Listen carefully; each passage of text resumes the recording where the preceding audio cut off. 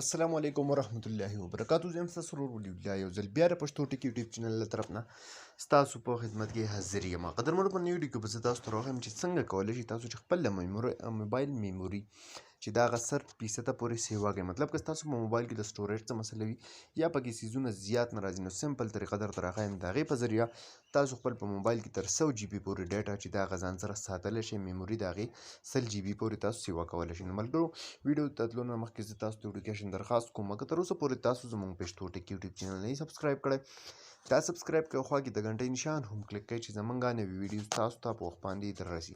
ملګرو، دې لپاره به تاسو ته د اپلیکیشن ضرورت وي. همدغه اپلیکیشن لینک موږ تاسو ته د یوټیوب چینل په ډسکرپشن کې درکړی دی. تاسو به سمپل همدغه اپلیکیشن خپل موبایل ته را ډاونلوډ کړئ، خپل په موبایل کې به انسټال کړئ. ټیک ده. کله چې دا اپلیکیشن تاسو خپل موبایل ته ډاونلوډ کړئ، خپل په موبایل کې دا تاسو رن کړئ، مطلب کار پې شروع کړئ، نو دا به سمپل تاسو نه یو لاګین غواړي. دغه لاګین تاسو دې له د فیسبوک سره هم ورکولی شئ او ورسره د ګوګل کوم لاګین چې تاسو ورکړی دی، خپل د ګوګل اکاونټ چې دی هغې سره هم ورله ورکولی شئ. دلته که اوس تاسو دا کتلی شئ، په دې کې تاسو څه کولی شئ، دا راله ګیلري صحیح ده ستاسو. د دې کې به اوس تاسو څه کوئ، دلته تاسو اوس هر څه به تر هغه وخته پورې ساتلی شئ چې تر څو پورې تاسو غواړئ. مطلب ستاسو د موبایل میموري به اوس چېرته هم نه ډک کېږي. 100 جی بي ډکول څه آسان کار نه دی، دا بالکل ریل میموري ده. دلته کې تاسو له جمن یو نشان راکړی دی، په دې به تاسو کلیک وکړئ. دلته کې تاسو له راکړی دی اپلوډ فایل، په دې باندې به کلیک وکړئ. صحیح ده.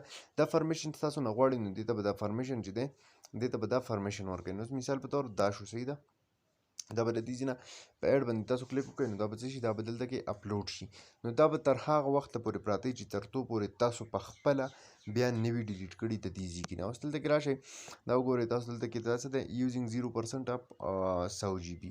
نو دا اوس دلته کې زما د جیمیل سره ما لاګین کړی دی، دا ما له 100 جی بي ځای چې دی هغه دې ما له راکړی دی، بالکل 0% هم نه دی استعمال شوی تر اوسه پورې.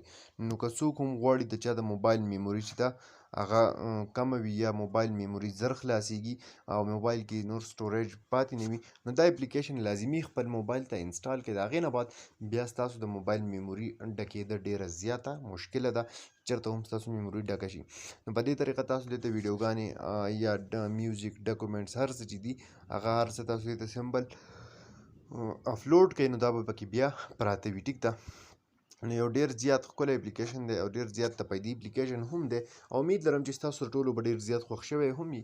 که خوښ شوی وي لایک یې کړئ، چینل سبسکرایبول مه هېروئ، ملګرو سره یې شیر کړئ. تر بلې ویډیو د خپل ځان ډېر زیات خیال ساتئ. د خدای په امان.